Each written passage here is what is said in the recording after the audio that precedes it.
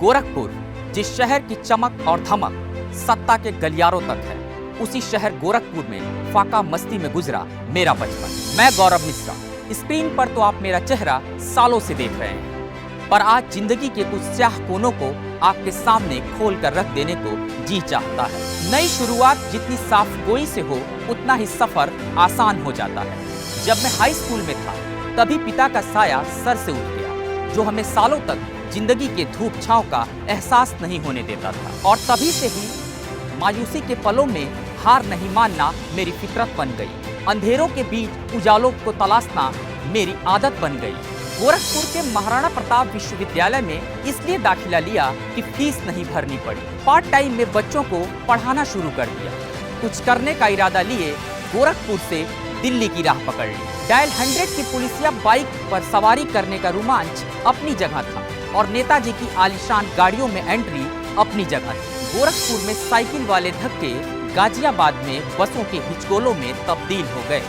पर ना तो मेरा भरोसा डिगा, ना ही मेरी हिम्मत हिली। मीडिया जगत में रुतबा बदला, लोगों का नजरिया बदला, पर मैं खुद को नहीं बदला। छोटे शहर के अखबार जैसा हूँ मैं, दिल से लिखता हूँ, इसीलिए बहुत कम बिकता हूँ।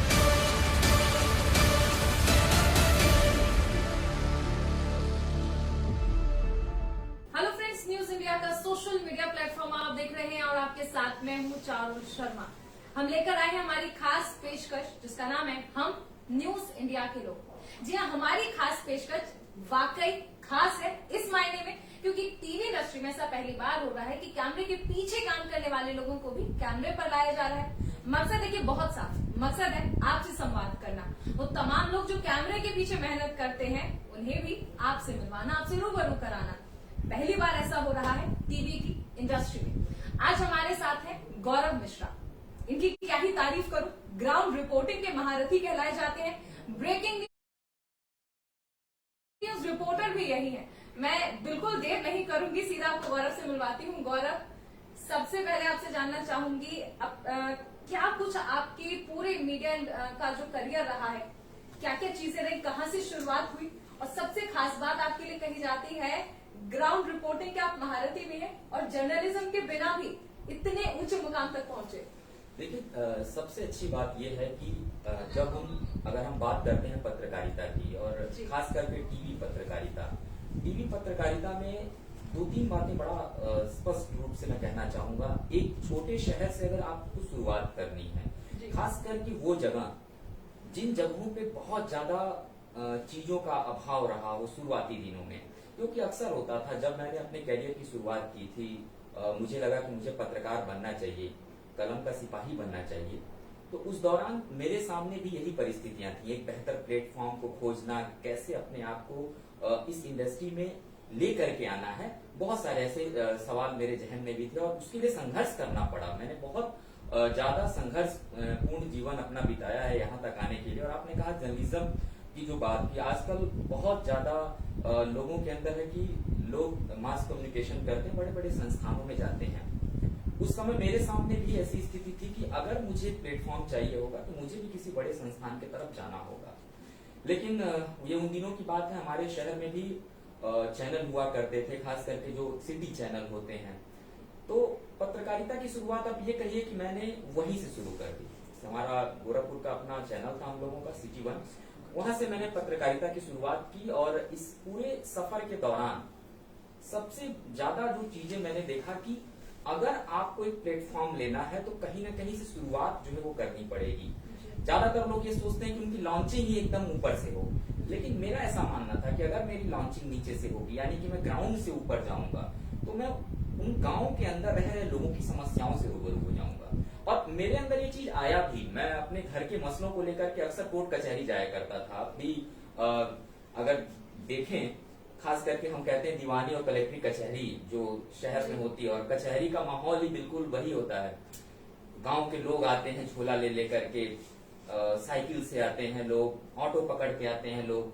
तो मैं जब अपने मामलों में उन अदालतों के चक्कर काट रहा था, कागज लेकर के दौड़ता था, क्योंकि हमारे घर के उस पे निजी जमीनों पे इन जगहों को मुकदमे चलते थे। और क्योंकि मैं अपने परिवार में बड़ा हूँ और मेरे पिताजी जब मैं हाई स्कूल में था तभी उनका निधन हो गया था, और उस समय बड़ा ऐसा दौर आया मेरे सामने कि घर परिवार को भी लेकर के चलना है और साथ साथ अपने सपने को भी साकार करना है, जिम्मेदारियां दोनों जुड़ गई थी। तो कचहरी आना जाना लगा रहता था। मैंने एक चीज देखा कि यदि थोड़ा सा भी रुतबा है आपका, आप एक पोजीशन पे हैं, चाहे वो पैसे से हो या आप बल से हो या सामर्थ्य आपके पास इतना है, तो लोग आपको सुनते हैं। वहीं से मेरे जहन में आया कि मुझे एक ऐसा प्लेटफॉर्म चाहिए जिस प्लेटफॉर्म पे आने के बाद मेरी बात को लोग सुने और मुझे भी कहीं खड़ा ना होना पड़े, मैं भी अपने कामों को लेकर के आगे बढ़ सकूं। यानी कि लीक से हट के काम करना, बिल्कुल लीक से हट के, और वहीं से ये चीज तय हुआ और उसके बाद मैं आगे बढ़ता गया।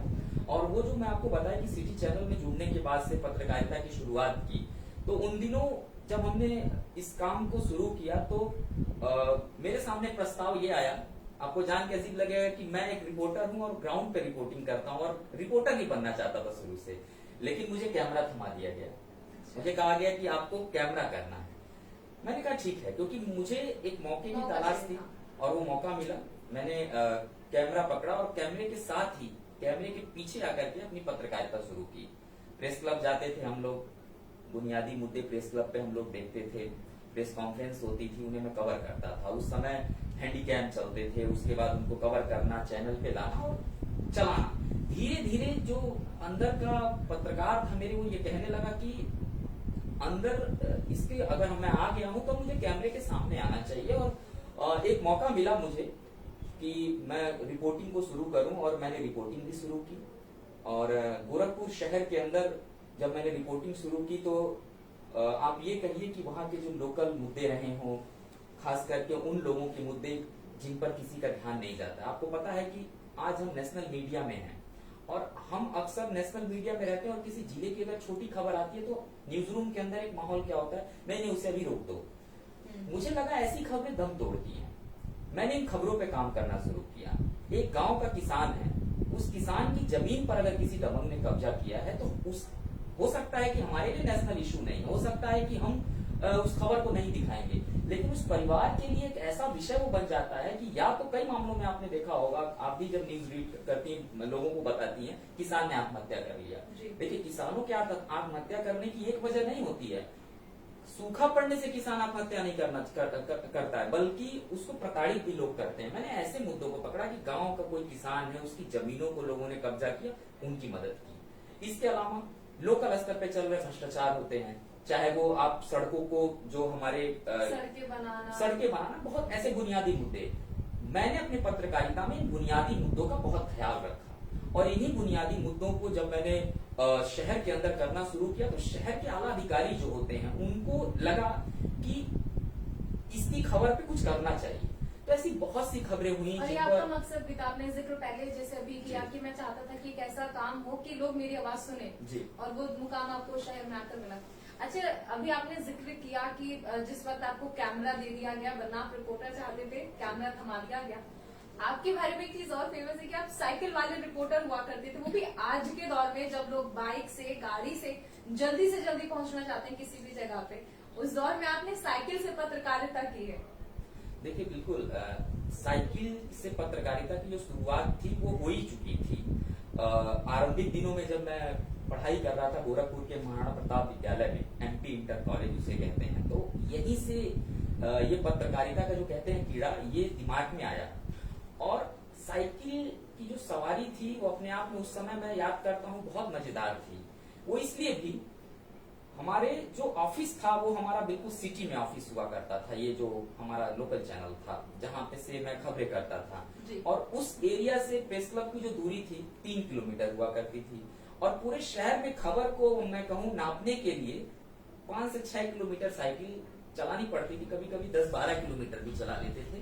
तो उस समय जब साइकिल चला करके रिपोर्टिंग होती थी तो साइकिल वाले ही व्यक्तियों से कनेक्टिविटी रहती थी, चाहे वो कितना भी गरीब है, चाहे वो कितना भी अमीर है, उनके पास जब बैठते थे तो बातचीत होती थी, उनसे एक संवाद होता था। उन्हें लगता था कोई अपना ही अपनों के बीच में आया है। और कई बार क्या होता था कि हम आईडी कार्ड, शुरू में जो आई कार्ड मिलते थे ना, उसका बड़ा क्रेज हुआ करता था, तो वो आई कार्ड हम गले में लटका करके ही चलते थे, साइकिल से चलते थे। बल्कि कई बार कुछ लोग इस पे मजे भी लेते थे कि आखिर ये साइकिल पे किस तरीके से कार्ड टांग पत्रकारिता चल करके रही है। बिल्कुल। इसमें एक और चीज मैं बता दूं, मतलब मैं उसको याद करता हूँ, मेरी एक साइकिल भी खो गई थी और इसी दौरान हम साइकिल से जब काम करते थे, क्योंकि नीचे स्टैंड था, हम वहाँ साइकिल लगाते थे, साइकिल खो गई। उसके बाद परिवार का भी एक दबाव रहता था कि ये इस तरीके से चीजें आप ध्यान में नहीं रखते हो, दोबारा से कैसे खरीदना। एक क्योंकि मेरे साथ हमेशा से ये रहा है कि जिम्मेदारी मेरे साथ जुड़ी रही परिवार की भी।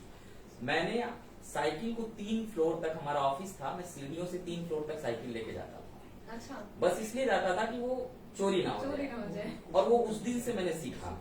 धीरे धीरे मैं कनेक्ट होता गया पुलिस प्रशासन के लोगों के साथ। तो आपको ध्यान होगा डायल 100 उत्तर प्रदेश में बड़ा चला था, बहुत फेमस हुआ करती थी। और किसी खबर पे जब कुछ होता था तो वो लोग जाते थे खुद चल करके। पुलिस की उस गाड़ी का भी मैंने उपयोग किया पत्रकारिता के लिए, उनसे भी सहयोग मिलता था। कहते हैं पुलिस जल्दी सहयोग नहीं करती है, लेकिन मैं मानता हूँ कि पुलिस पत्रकार का चोरी दामन का साथ होता है। तो मैं उनकी बाइक के पीछे जाकर के रिपोर्टिंग करता था और उस रिपोर्टिंग में भी एक मजा था, क्योंकि घड़ी नहीं देखते थे हम लोग। शहर में भी मैं कभी रात के 1 बजे से पहले अपने घर नहीं गया हूँ, 1 साल तक ऐसा रहा है, क्योंकि चैनलों की जिम्मेदारी भी रहती थी। इसके बाद अलग से जब हम फील्ड में निकलते थे, चाय के नुक्कड़ पे बैठना, गोरखपुर का रेलवे स्टेशन एशिया का सबसे बड़ा स्टेशन था, कहा ही जाता है। गोरखपुर के इस स्टेशन के बाहर एक चाय की दुकान हुआ करती थी, हम वहां पे बैठते थे अक्सर रात में 10:30-11 बजे जब पहुंचते थे चैनल के काम को खत्म करके। वहां से हमें खबरें मिलती थी और जो खबरें हमें वहां से मिलती थी उन्हीं खबरों पे हम काम करते थे।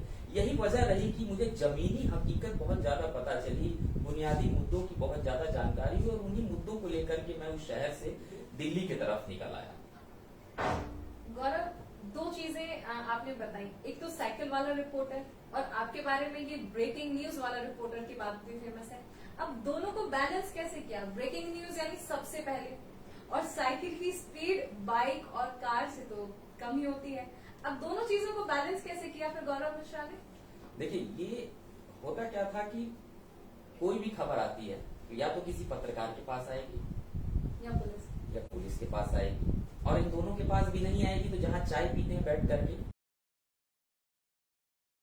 उस दुकान पे आएगी। तो मेरी कनेक्टिविटी इन तीनों जगहों पे थी। अच्छा। मैं चाय के दुकानदार के पास भी जाता था, लोग कहते थे बहुत चाय पीते हो यार, तुम इतना चाय मत पिया करो। लेकिन मैं मानता हूँ कि बहुत सारी ऐसी खबरें हैं। मैंने नेशनल मीडिया में खबर ब्रेक किया था, शिक्षा संस्थान और धोखा, जब मैं एक संस्थान के साथ काम कर रहा था ग्रेटर नोएडा। उस खबर के बाद उस कॉलेज को बंद हुआ और वो भी चाय की दुकान से मिली हुई खबर थी। तो मैं ये मानता हूँ कि खबरों का स्रोत है ये। तो मैंने अपने आप को इनके साथ सेट किया।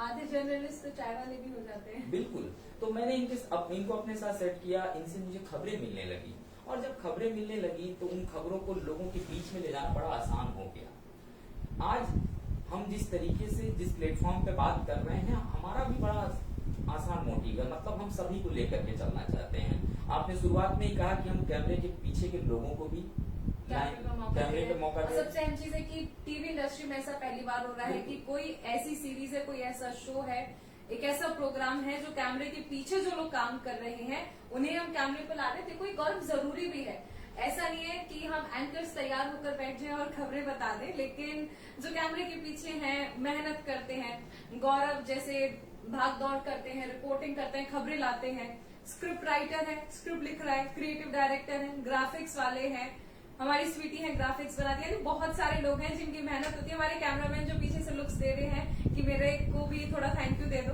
तो ये तमाम लोग हैं जिनकी मेहनत तो होती है लेकिन कैमरे पर नहीं आती है। इन सब लोगों पे हम मौका दिया जाएगा। फिलहाल हम गौरव से बात कर रहे हैं। साथ ही मैं कहना चाहूंगी जो लोग हमसे फेसबुक पर जुड़े हुए अपने कॉमेंट्स लगातार करते रहे, एडिटोरियल टीम लगातार बाहर बैठ के देख रही है, आपके कमेंट्स को पढ़ रही है, आपकी जो भी डिमांड्स है, जिस तरह की खबरें आप देखना चाहते हैं, सुनना चाहते हैं, एडिटोरियल टीम उस पर लगातार काम करेगी। मैं गौरव से बात कर रही हूँ। हाँ तो गौरव, और कुछ बताइए अपने इस करियर के बारे में। अच्छा, अब वो गौरव जो गांव में जाता था, गांव में रहता था, कचहरी में जाता था, कोई नहीं जानता था उस वक्त गौरव को।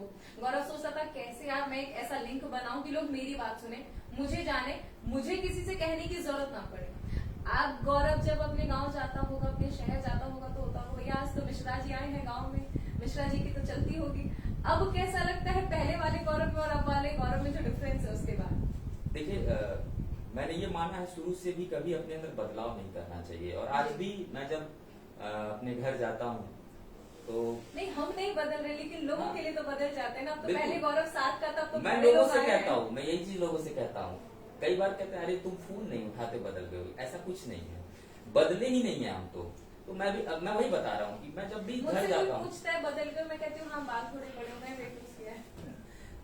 ये बदलाव देखिए, इंसान के अंदर बदलाव हो सकता है, उसके शरीर के अंदर बदलाव हो सकता है, बाल जा सकते हैं। मेरे भी बाल बहुत ज्यादा हुआ करते थे, अब संघर्ष कुछ तो करते कहना है ना, थे। देखो गौरव, कुछ तो लोग कहेंगे, लोगों का काम है कहना। हाँ, तो मेरे गांव की मैं आपको बता दूं कि गांव में हम जितने भी साथ में बचपन में खेलने वाले लोग थे, लड़के थे। मेरी शुरुआती शिक्षा दीक्षा भी जहां से हुई।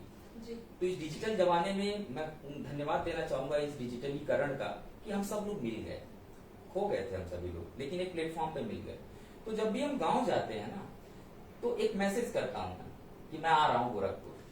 अब गोरखपुर आ रहा हूं तो जो भी मेरे गोरखपुर के दोस्त होते हैं, रेलवे स्टेशन पे उनका मैसेज आना शुरू हो जाता है कि अच्छा ठीक है, आ रहे हो, कितने दिन के लिए आ रहे हो? इस बार भी तो 3 दिन के लिए नहीं आ रहे हो। मैंने हमेशा उसी गौरव मिश्रा को वहां स्थापित किया, गांव में भी और अपने शहर में भी, क्योंकि मेरा जन्म स्थान मेरा गांव रहा है। वहां गोरखपुर से 8-9 किलोमीटर दूर एक हरदिया करके गांव है, मैं वहां से मेरा जन्म हुआ।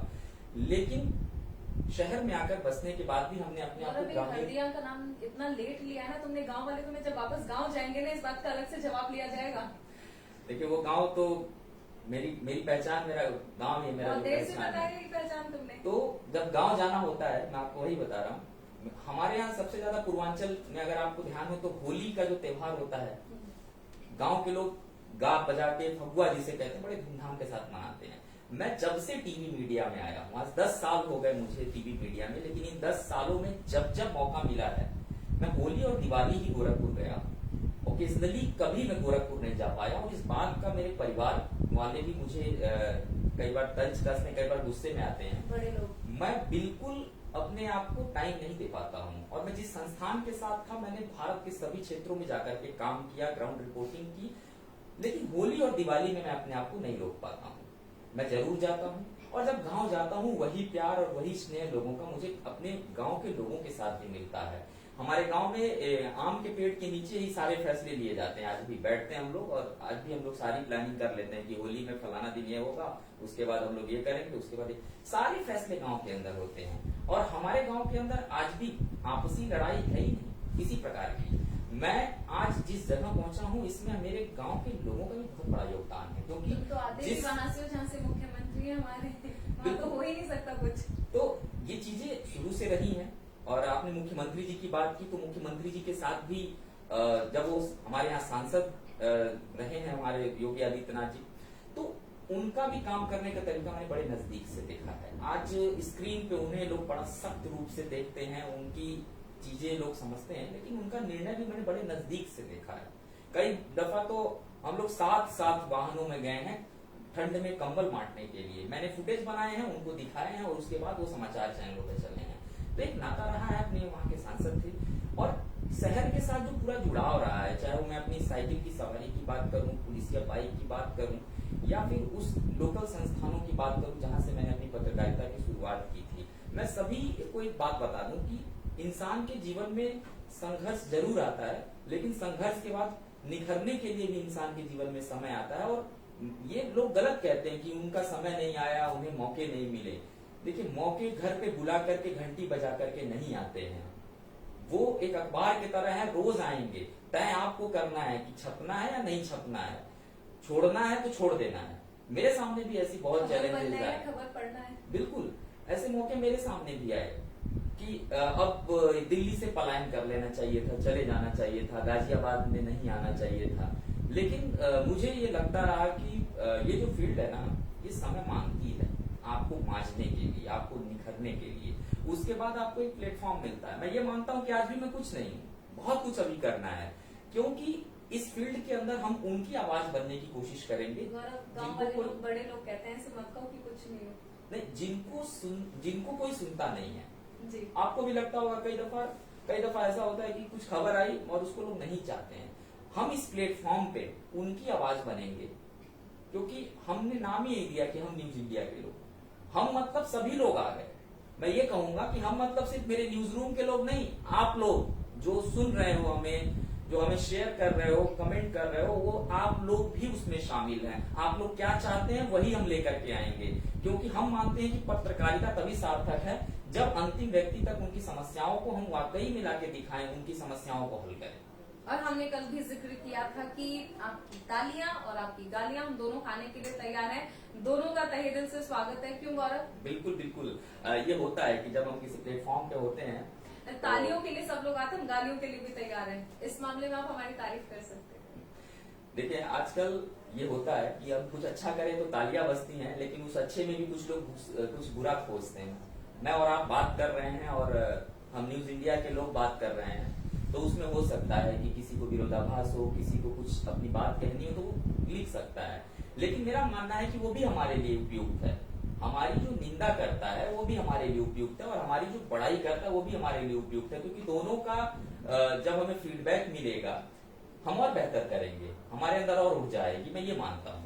विरोधियों का ज्यादा स्वागत होना चाहिए, क्योंकि दोस्त हमेशा तारीफ करते ही हैं। विरोधी हमारी कमियां बताएंगे। तारीफ करने वाले लोग बहुत खतरनाक होते बहुत हैं, ज्यादा खतरनाक। और मैंने बड़े नजदीक से देखा है। जो लोग आपकी तारीफ करें या आपके आसपास हों, आपके लिए बड़ा अच्छा बोले, वो अक्सर आपके लिए खतरनाक होते हैं। लेकिन अगर विरोधी है कोई, वो किसी बात को कह रहा है, तो इसका मतलब प्रैक्टिकल बोल रहा है, आपको उसकी बात पे अमल करना चाहिए। मैं ये मानता हूँ।